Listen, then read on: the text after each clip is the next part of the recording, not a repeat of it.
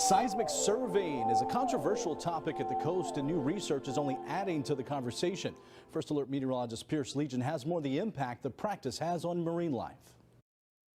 Researchers here in the east have found a link between seismic testing and local fish populations, and it isn't a good one. When you think of seismic surveying, you often think of how it can negatively impact marine mammals such as whales. And we wondered, what about the fish? And thanks to the findings of a new study, Paxton and others want to know more. Researchers, including Paxton, monitored a reef off the North Carolina coast before and during seismic surveying. The practice uses sound waves as loud as the jet engine on an airplane to determine if oil or gas lie beneath the ocean floor. What we found when we monitored fish on a reef off the coast of North Carolina is that there is a 78% decline in the number of fish on a reef during seismic surveying. So many fishermen and women, divers, and others whose livelihoods are dependent on coastal tourism and the health of these reefs could be impacted. One of those impacted is local fisherman Jack Cox. He's seen firsthand the impact seismic surveying has on fish. And our fishing drops off, that it does something that we just don't catch fish. And not just for a little while, but for at least a day. Cox hopes local leaders are paying attention. I hope they take their time, do a lot of studies on it, and be very cautious about the approach that we're taking on looking for energy. Paxton says the next step is to research just how long those fish stay away from their home reefs. In Morehead City, meteorologist Pierce Legion, 9 Acre Side.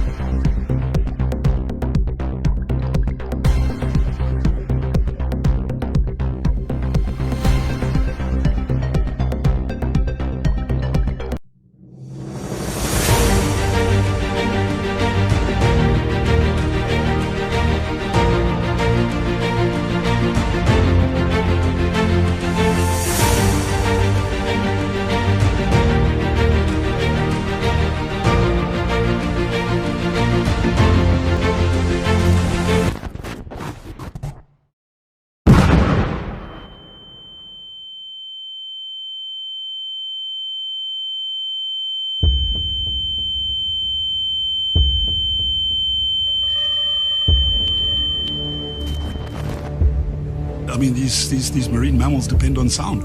What's going to happen? The Wild Coast faces a massive assault on its entire marine ecosystem.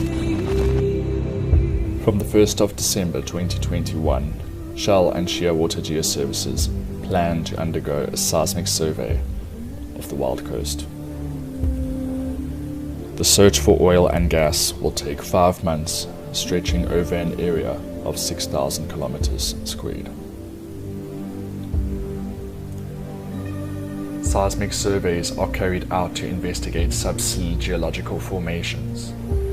This involves directing sound energy towards the seabed using up to 48 air guns towed by a vessel. The sound energy is reflected back to the surface in the hopes of detecting crude oil or gas. The only cause for concern is that these blasts will blast continuously every 10 seconds, 24 hours a day, 7 days a week, for 5 months straight. With each blast at over 200 decibels, it can be compared to that of a nuclear bomb.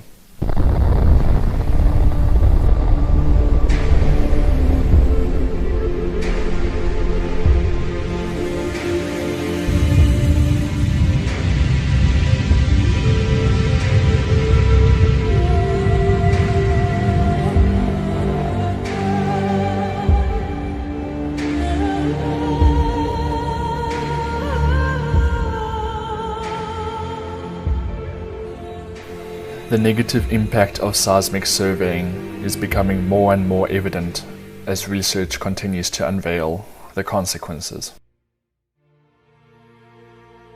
A lot of concern around the public knowledge that's gone out.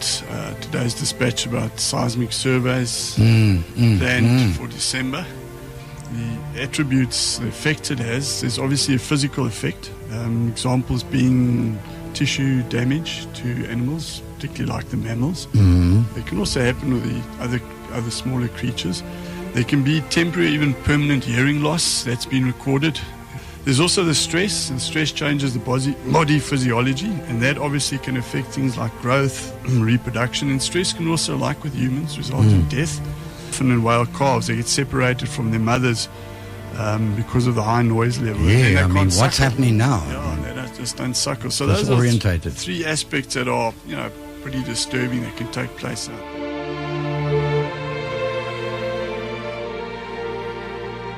The preservation of such a biodiverse and untouched ecosystem should be of utmost importance. Shell needs to be stopped before it's too late.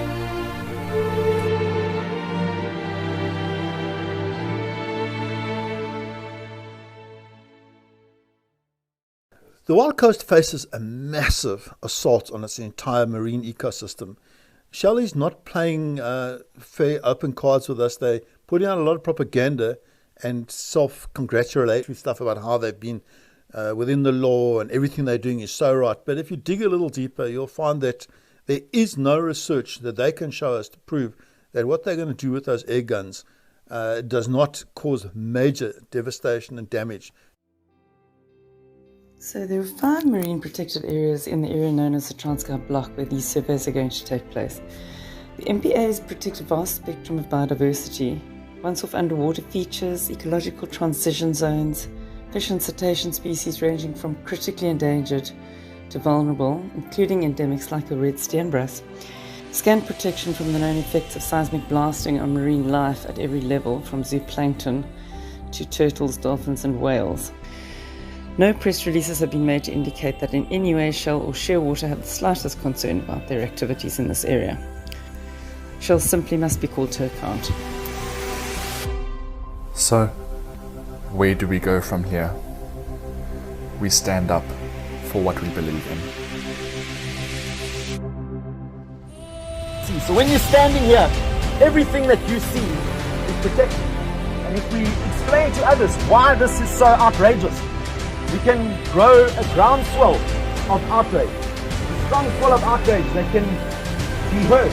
They can be heard by the ministers, and we've got social media. That's what it's for. This is what it's for. It's not for people to fight about stupid things and to divide people. This is social media's biggest strength. Our planet has 2 lungs. One is green, the other is blue. And those things, those marine protected areas are for this very reason, to stop these kinds of operations from happening. Fishing on a river and it's dead calm, and I make one flap, the whole river jumps, and they belong to us. Only South Africa, and I think they should be protected. Times in the world. And just on the strength of the sardine run itself, this should be a World Heritage Site. This should be one of the natural wonders of the world, and should be so closely guarded. I read an article this morning, and I'm sure many of you did, where this seismic blasting was stopped in the Atlantic. It was stopped. If there's one thing that you need to stand up for in your lifetime, it's the Wild Coast.